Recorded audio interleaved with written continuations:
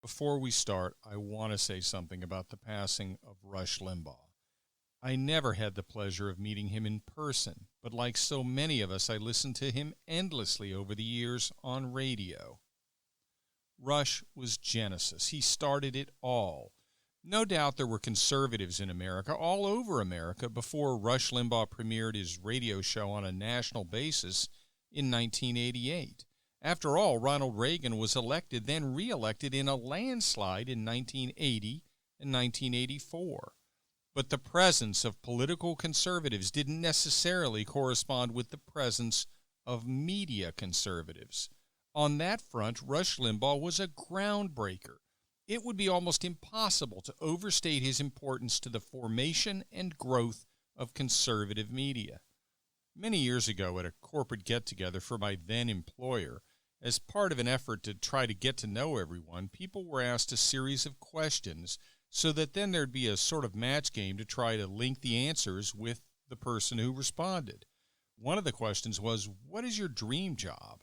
Sure, there were answers like movie star and NFL quarterback, but mine was a little different.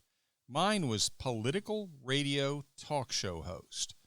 Who did I have in mind when I wrote that? Rush Limbaugh, of course. Not because I thought his job was easy. 3 hours of radio every weekday has to be an incredibly tough job.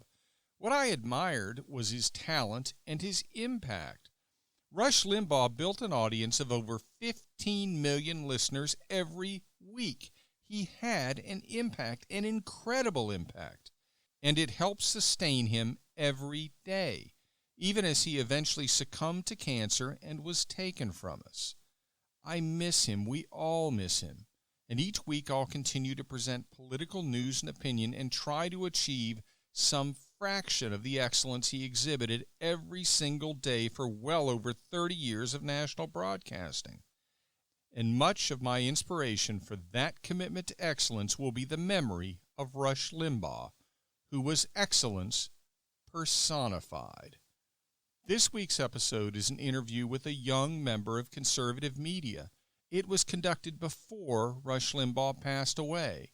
But perhaps we should think about the linkage between Rush, who brought conservative political commentary to the masses through radio, and the young media entrant I interviewed. Perhaps Rush helped make her contribution possible, or at least he set up an expectation under which we all realize that with the right combination of talent, commitment, and the right decisions, no matter what the mainstream media thinks, conservatism can be victorious, whether on the radio, in print, on television, or on the internet.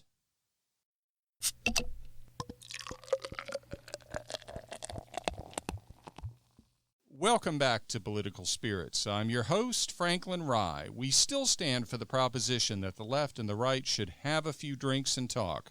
Compromise is not a requirement. If those discussions result in us changing or even abandoning our positions, that's fine. If they don't, that's fine too. We just need to talk to each other. In that way, we can unify through speech. And if the discussion becomes a bit heated at the end of the night, we should still be able to split up the bar tab and be on our way. So what are we going to talk about this week? Well, this week we have a guest. It's been a while since we had an interview episode, and I think you're really going to enjoy this one. I read recently about an exciting new development, the founding and publication of a conservative student newspaper at the University of Chicago. It's called the Chicago Thinker. On the phone, we have the publisher and editor-in-chief of the Chicago Thinker, Audrey Unverferth. She's in her junior year at the university. Audrey, thank you very much for joining us. Thank you so much for having me. I'm so excited to be here today. The first question, I think, is the obvious one. What's the mission of the Chicago Thinker, and what led you to start it? Awesome. Well, the mission is actually very similar to the mission of your podcast, which I love. I truly believe that we just need to talk. I need to talk with my peers and my professors and my community in order to bolster understanding across party lines, not only at the University of Chicago, but also beyond. And unfortunately, I've found over the last couple years here on campus that there's really only one narrative most of the time that despite the fact that the University of Chicago embraces the Chicago principles and is very defensive of free speech, the student body often embraces groupthink and is very intolerant of conservative and libertarian viewpoints. And my goal in co-founding the Chicago Thinker with my friend Davida Duffy this summer was to try and change that in some small way. We truly believe that conservative principles and values matter, and it's important that we have a voice on our campus. So we work to challenge the mob's crusade against free speech by publishing thoughtful, conservative, and libertarian commentary in addition to fact-driven reporting. So we run everything from op-eds to long-form analysis and news stories to even the occasional cartoon. And we're really having fun working together, not only as a newspaper team, but also across campus to try and change the conversation and facilitate freer discourse. I think that's awesome, and it's refreshing because we read so much about suppression of speech on campuses and pushing one side of the issues that it's refreshing to hear about a campus where a conservative newspaper crops up. But the thing that's really disturbing, that, as you mentioned, help lead to the founding of the publication, is the Chicago principles, the university's endorsement of open discussion of competing ideas on campus and their endorsement of free speech. As you said, there are students that are pushing back on that, and I recently read an editorial that your co-founder had put out, and it addressed a student who had actually written an article calling for a sort of a rethinking of the First Amendment to take away the rights to engage in what some people would consider to be offensive speech, and actually saying that universities should be striving never to graduate somebody like Ted Cruz or Josh Hawley, which absolutely blew me away. They're highly successful politicians at the highest legislative level, and here's a student that wants that never to happen again. Right. No, that student makes a shockingly totalitarian argument that's truly frightening. And it's particularly depressing for me to see that it's actually my peers oftentimes who want to silence free speech. The university has demonstrated through the Chicago principles that they are very open to free speech and they don't silence speech just because they don't like it. But sadly, this University of Chicago freshman is one of many who legitimately want to remove conservatives and others who possess opposing viewpoints from campus. She truly wants to exile Josh Hawley, Ted Cruz, and anyone who might share any of their values from our university. And as you've already said, Avita Duffy wrote a really phenomenal opinion piece in response titled "You Chicago Freshman Wants the Next Ted Cruz or Josh Hawley Exiled from Elite Universities," in which Avita goes into more detail discussing the mistreatment that our team has received, as well as explaining why that student's argument is so very dangerous to our community.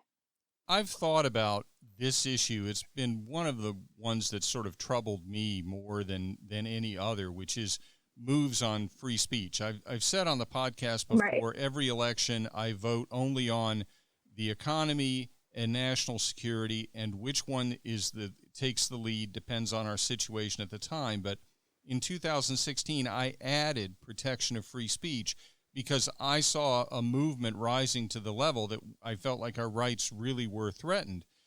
And as I've thought about how we can push back against that, one of the things that's always struck me is that if the employers that hire people from these major institutions were to push back and basically say, if you are an elite college and you're only delivering one side of the picture, you're not teaching your students to think, you're falling down on the job in preparing employees for our companies, and we have to question the value of the education you're providing. If employers were to say that, I think that would be the message that would go out to every institution, where they'd have to question, oh my God, we have to change, because if we don't, then the value of a degree from our institution is going to plummet.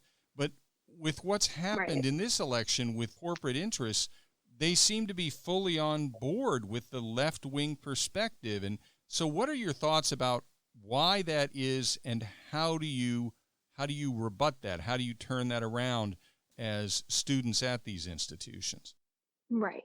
Right. Well, to answer your latter question, I think we rebut that by bravely speaking out because things aren't going to change if people don't work together to oppose the current narrative on these college campuses. And I think sadly, there's an incentive for students to adhere to campus orthodoxy and to stay silent and to refrain from asking the wrong questions in order to move forward with their careers. And I'll say, I mean, I recruited my newspaper team mostly this summer via phone calls. So, literally, every single person who works for our newspaper has spoken with me on the phone at least once. I interview everyone before welcoming them to the team. Hmm. And we currently have over 30 individuals. Some are helping us publicly, and others are helping us out behind the scenes. And the reason why we have so many supporters behind the scenes who are unwilling to share their names publicly is because they know that for the specific career they're pursuing, it will hurt them too much to vocally um, share their political viewpoints on this campus. They truly cannot speak freely on our campus without jeopardizing their careers, and I find that truly frightening. And I mean, to be clear, these students and friends of mine, they're not cowards, but they're smart, and they know that if they speak out, doors will close for them. And the narratives that are being perpetrated at the University of Chicago and at other college campuses across the country are largely in accordance with corporate narratives. I mean, the University of Chicago requires that students go through diversity, equity, and inclusion training. And so too do most corporations now. Um, and so we're seeing that, things don't end when you graduate from college, that the political rhetoric that I see in my college classrooms um, continues post graduation, sadly. So the interesting thing about the diversity, equity, and inclusion training is that as it's described or has been described over the years, that really shouldn't be in conflict with the idea of having free discussion of competing issues, because the explanation for why we need diversity is so that we can hear different opinions. But Right. ironically, what is often packaged in by those who are supporting the training is a belief that actual diversity of opinions on at the job site or on the campus are not actually what they want. They have a view of diversity that conflicts with that actual pitch. Right. No, and I will jump in here. And I mean, just to clarify, I think the University of Chicago actually stands out from its peers and that they're very careful in terms of what they demand we students study. And so I know just this year I had to go through a little training module. And I don't even think it was called diversity, equity, and inclusion training. But the university has been careful, I think, to try and limit the type of training they require of all students. And that being stated, the limited training I have had to go through on campus here, I would argue has been political. And I know from talking to friends who attend other universities that they've been forced actually to go through even more partisan training. And in that way, universities are requiring that their students, in order to attend class, listen to a narrative that I think is largely representative of one political party. Do you think that that's well? Actually, let me jump to a different question. So, you've said that you feel like many conservative students are suppressing their voices on campus. Do you feel like you have a handle on how many conservatives you think there are on campus, whether they've spoken up or they're suppressing themselves? Do you have a sense of that? I get that question all the time, and honestly, I wish I had a better sense of it. At this point, everyone who I know who's conservative on campus, basically, I've reached out to and asked them to help out with the Chicago Thinker. And So I've worked really hard to try and build a network of conservatives here. And that being stated, our team is still relatively small. I'm really thankful for everyone who's working alongside me right now. But I mean, there are thousands of students on this campus, and we have a team of over 30 students. So I'm hoping that there's a large conservative population that I just haven't interacted with yet. And I'm guessing that based upon the high social consequences for speaking out, that that's true, but it remains difficult to find them, honestly. Tell me something. Does your publication have a faculty advisor? No, we do not currently. Is that something that you pursued and couldn't find one, or is that just not something that you felt was in the cards? No, honestly, it's been so busy launching our website in the last few months that we've really been focusing first and foremost on recruiting our team and on editing and writing content. Yeah. And now moving forward, since we've established ourselves a little bit more, we're just beginning the process of reaching out to faculty. I know of a couple in particular who I really enjoy, who I'm planning to reach out to. So that's in the works. And hopefully, we'll have some supporters on faculty who are more kind of publicly committed to what we're doing in the coming months. Do you have a sense of, how many in the faculty, whether they support your publication for purposes of diversity of opinion? Do you have a sense as to how many faculty members are actually lean to the right? I have a feeling, sadly, that very, very few faculty members at the University of Chicago are conservative. And that being stated, I've been really impressed these last couple years because my professors consistently do embrace freedom of speech. And I found that while I occasionally feel that I need to censor myself in my classes, I also frequently speak my mind in class, and my professors celebrate that. So I have a lot of professors who I really enjoy, and I know they vote differently from me. They disagree with me on politics, but I'm confident that they're supportive of free speech. And so in that manner, they're supportive of the thinker. But again, I wish I had better stats or numbers on that, because it does seem that most professors are not conservative on campus. And for the very few who are, they receive frequent pushback, again, oftentimes from the student body. That is one of the most difficult things I think we face as conservatives is the amplified voices in society are so disproportionately on the left that it's very difficult for us to get our words out as to what we believe. And that's why I was so excited when I heard about your publication. It kind of reminds me of my favorite little clip from Jordan Peterson on YouTube, which is he was doing a speech. He was being interviewed in front of a large crowd at Cambridge University, and he raised an issue, and he said, "You may think that just comes from some study by right-wing psychologists." And he said, "Well, every right-wing psychologist in the world is in this room, sitting in this chair." So. Right. And it got to be Right. a huge laugh from the crowd, but it's Right. sure it's an exaggeration, but it's not as exaggerated as you might think. Right. And how are we going to get our views out there and have them digested and respected when so few of the amplified voices on college campuses are coming from the right and in the media? Same thing. It's only a Right. tiny portion of the total. Right. Um, Right. No, I agree. have you reached out to corporations, or do you have a plan to reach out to corporations to see if you can convince any of them to endorse the publication? Not to say that we agree with the specifics of what you're saying, but that it is critical to free speech, to see if they might wrap themselves around that idea publicly. We're in the process of expanding our outreach right now, and I would really love to form strong relationships, not only with some professors who are allies here on campus, but also ideally with some journalists and alumni and others in the community who are supportive of our endeavor.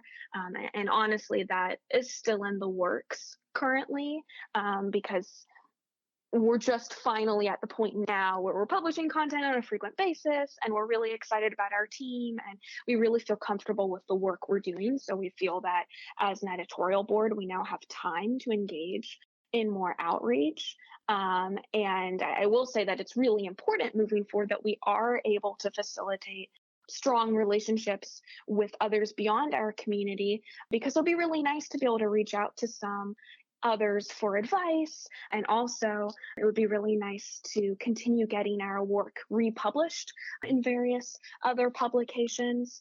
I've been really excited that we've already had success in getting our work mentioned and or republished in various places such as the Federalist and American Thinker and the College Fix and even Newsweek. And so that's been really exciting. And that type of thing is not only helpful for our individual writers and their own careers, but it's also really helpful in giving us additional legitimacy as we engage more in our campus conversations.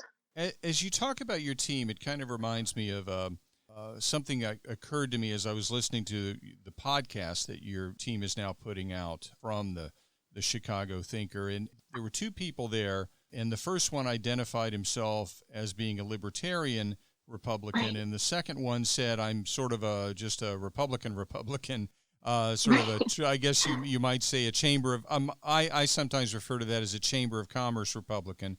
Right. Which is, I think gives people an idea of what I'm talking about when I say that. What Right. Within your team, what's the split? I mean, you've got the Chamber of Commerce or establishment traditional type Republicans, the libertarians, the populists, more in the Right. Trump vein. How are you divided up? And did you seek that, or is that just the way people came in? We did seek that. I think it's really important that we disagree internally as a team. I think that's helpful for us in edits and also just to make us more informed human beings. So that was what I wanted. And I mean, it's been funny today. We have a group chat, and literally all day, I think I've gotten hundreds of texts now that I haven't had time to open because I've been in class all afternoon with our team arguing, as usual, about the news of the day. And we're pretty evenly divided. We have a lot of Trump supporters. We have a lot of people who really don't support Trump, and they tend to be more sort of traditional Romney or Bush Republicans. We have a lot of libertarians. We also have a handful of individuals who are honestly just tired of the rhetoric on campus, and they're not quite sure where they fall on the political spectrum, but they just want things to change. And on a frequent basis, individuals are changing their minds. And some people who started off this year being very libertarian have become less libertarian, or vice versa, because we're sort of in constant conversation with one another. I think it's really important when we're all putting ourselves out there and putting our names on the line in front of our university community. I think it's really important that we build a strong community and we really support each other. So that's been my rule from day one, is that, we're going to frequently disagree. That's okay. We disagree in our staff meetings, and we're going to disagree in our pages publicly, but it's really important that we support each other despite those disagreements in order for us to continue to thrive here on campus. Has the popularity or lack of popularity of the Republican Party on campus, do you think it's changed one way or another based on Donald Trump? I mean, was it always relatively unpopular, and it surged under Trump, or is it just because an election was coming up? I know that there are a lot of students here on campus who love President Trump and always will. And I know that President Trump and his many successes has brought a lot of my peers to the Republican Party. And that being stated, especially in the last few months, the consequences for being supportive of Trump have become so high that even though there are lots of students on this campus who voted for Trump, there are very, very few who will publicly admit that. And I would argue that that's absolutely not Trump's fault. That is the fault of those who are currently, like the student I mentioned earlier, who wrote the piece about wanting to remove the future Josh Hawleys and Ted Cruz's from campus. It's because of rhetoric like that so many Trump supporters on my campus are unwilling to speak out. Yeah, I think actually, ironically, that student sort of did the public a favor by being so out there and open about Right. what I would say is are incredibly extreme views. Right. Right. No, we were joking as a team that yeah, she actually did do us a favor because she publicly stated what we've all been arguing for years. I mean, for years, my team and I have been saying that the left wanted to remove conservatives from this campus, and she was just finally willing to state that publicly in a campus publication. In light of the pushback that you've had from members of the student community, have you had any very conservative speakers on campus? The University of Chicago has had a handful of conservatives on campus, or more over the last few years. But this year's been really strange because of COVID. So Yeah. most of our work is still remote. And for that reason, we haven't been able to have any speaker events with the Chicago Thinker. I know the Institute of Politics here on campus has been having some events, but honestly, there just isn't as much going on right now as usual. So we're really hoping that come next year, if not by the spring, that campus will be finally open and that hopefully we can then have some speakers who are conservative on campus. I hadn't expected to talk about this, but now that you've brought up COVID, it occurs to me, one obvious question. Nationally, there seems to be a difference. I'd say it's more than seems to be a difference in view as to how to address COVID from the left and the right side of the political spectrum. Is that replicated on the campus? Are your conservative students, much more aggravated with the restrictions and the lack of the in-person classes, and the Democrats left of center not so much? I think honestly, everyone's frustrated with the COVID restrictions right now.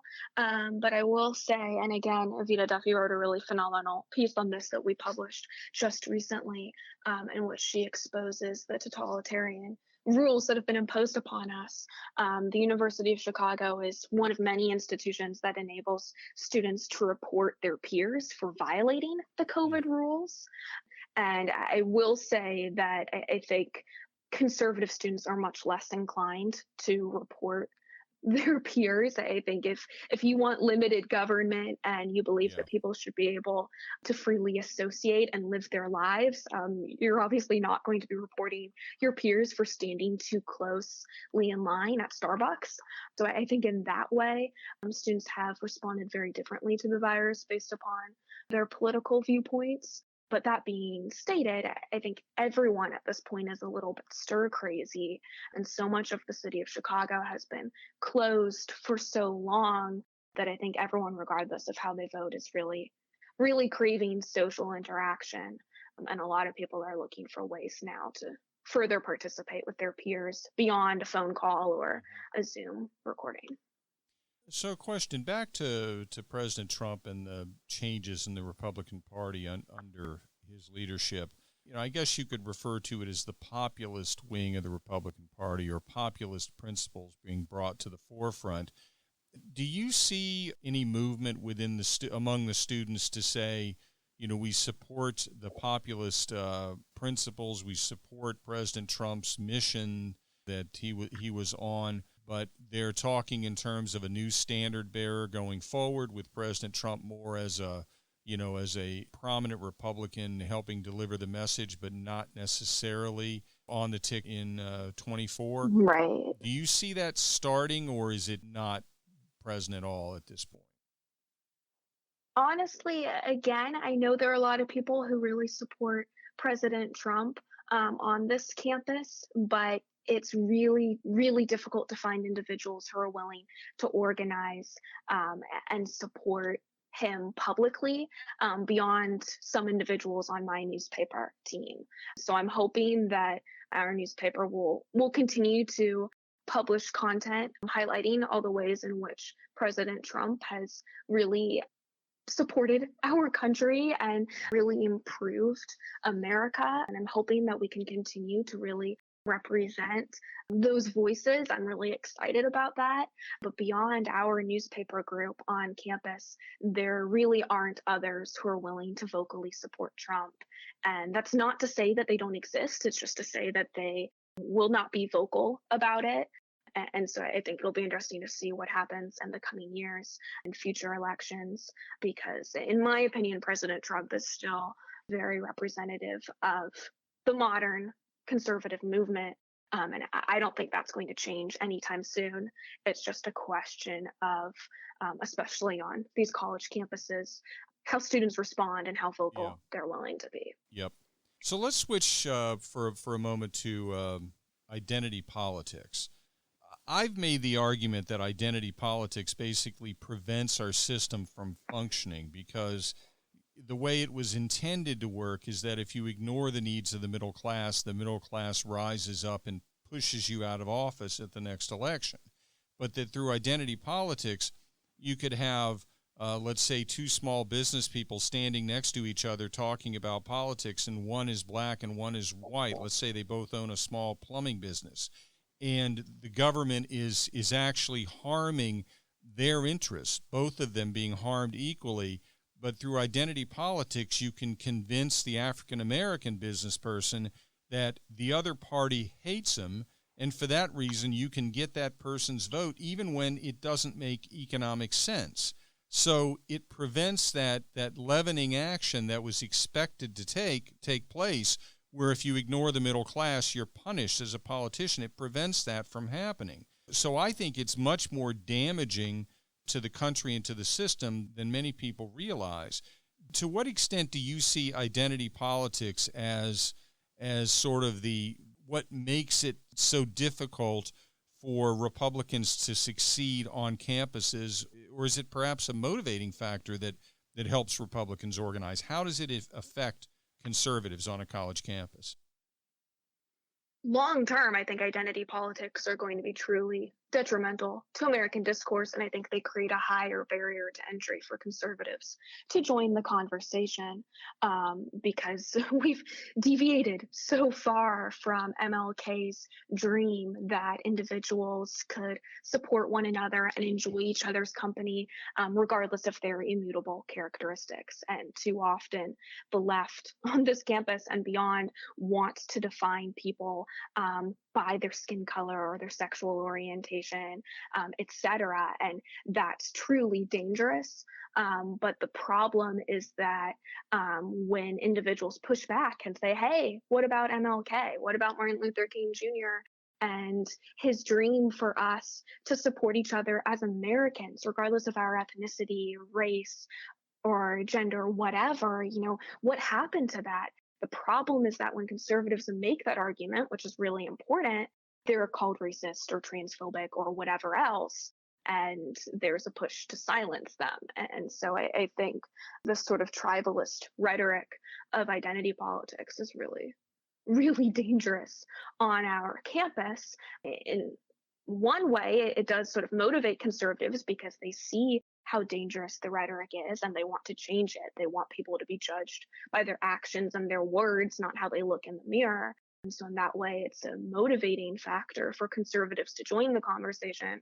But at the same time, as someone who's tried to push back against some of the rhetoric on campus, it becomes tricky to continue when your opponents are engaging in bad faith and are trying to pretend that you're racist and evil for questioning their narrative. It's been shocking to me. I've got quite a few years on you. I won't reveal just how far chronologically advanced I am, but I've watched the change over time in the view as to what constitutes racism among the people with the amplified voices, and the changing goals that are stated, and going from someone who I think we all as a nation admire and thank God that he rose to influence, Martin Luther King. The views have changed, that the Democratic Party and its left base has moved so far to the left that, for example, in California, they came up with a requirement for ethnic studies, and a committee that was looking into that came forward with recommended curriculum, and they completely excluded Martin Luther King as anyone that would be studied in an ethnic studies curriculum. That's Wow. insane. Apparently, Wow. Martin Luther King was too right-wing for their curriculum. That blew my mind, and I read about that Yeah. recently. And even in California, there was actually pushback from academics and others who said, Good. "Whoa, hang on." And so they're Right. reevaluating it. But how that could Right. even make it to development of a proposal that was submitted for a vote is Right. astonishing to me. Right. Right. No, I agree. And it's crazy just how much things have changed in such a relatively short time period. It's really saddening. One question, one of the things that I've been most impressed with Donald Trump was the fact that he was able to bring minorities into the party, that he made an aggressive, concerted outreach to for example, the African-American population, and it bore fruit. Right. It's going to have to continue because demographically, without it, the Republican Party is in deep trouble over time. So do you see your publication as making a specific commitment in the future to that? And if so, how do you expect that to occur? What subjects, for example, would you tend to cover? Absolutely. I mean, we welcome our peers to engage with us, and I love that we have such a diverse team in terms of ideology and background and race and everything else. I mean, that's been one of the most exciting things about working with my colleagues is to see just how different we all are, and yet how much fun we can have working together. And I mean, I think President Trump said it best in his inaugural address that whether we were black or brown or white, we all bleed the same red blood of patriots. We all enjoy the same Yep. glorious freedoms, and we all salute the same great American flag. And I think by celebrating what it means to be American and by celebrating our freedoms and our patriotism, we can be a really unifying party and a really unifying voice on our campus. And I think that's crucial for the Republican Party to have success moving forward, and also for us to just improve the way in which we interact with one another at the University of Chicago. I agree, absolutely. One final subject, and then we can wrap it up. Let's talk for a moment about media bias. We've talked about sort of campus bias, but your publication is part of the media now. To what Right. extent have you received pushback from the more established commercial media, and to what extent, if at all, have you received more of an embrace from established commercial media? Right. Well, I will say we haven't really had pushback from the established commercial media. We've absolutely had pushback from our peer news organizations here on campus. The Chicago Maroon they claim to be the student newspaper here on campus, but they're truly the left wing student publication here on campus. And they've already written 2 hit pieces on us, one of which they released on Christmas Eve. So we have received a lot of pushback from our peers on social media and through some student publications. The satirical group published sort of a funny piece about us before we even launched. But I think, honestly, just given our size as of now, we haven't seen pushback, to my knowledge, from larger commercial publications. And luckily, there have been others like you who have been really supportive and have paid attention to what we're doing. And so, as I mentioned earlier, we have been able to have some of our work reshared in other conservative publications, or at least we've been able to have the Chicago Thinker name mentioned in some other places. And we're hoping that that continues moving forward. Oh, well, thank you. I really enjoyed having this discussion. I wish you all the best. I hope the Chicago Thinker is incredibly successful, and I think it will be. I think you're serving an underserved need nationally, and I hope that other universities start to replicate your approach. So thank you very much for everything you're doing, and thank you very much for joining us, Audrey. Thank you. Thank you so much for reaching out to me and for giving me a platform through which to speak. I am truly grateful, and I know Avita and my colleagues are as well. It really means a lot to us that you reached out to us. So thank you. I love your podcast. I've really enjoyed listening to it. Well, thank you. And I'm really looking forward to hearing your future episodes. It was So thank you again. great talking with you, and thank you for taking the time away from your studies to talk with us. Have a great Of rest of course. the week. Well, I thoroughly enjoyed that interview, and I hope you did as well. I will commit absolutely. We'll be back next week as usual, probably with a typical episode, but, there might be an interview also. There's another one I'm trying to get lined up, so we'll see which one we end up having next week. So please be sure to listen and tell your friends to listen as well, and like the podcast on Facebook at Political Spirits, and follow me and the podcast on Twitter at Franklin Rye. And remember, all episodes are now on YouTube as well, and the YouTube channel is named Political Spirits Network. If you're watching on YouTube, be sure to like and subscribe and hit the notification bell, and select all after you hit the bell. This is Franklin Rye. Thank you for listening.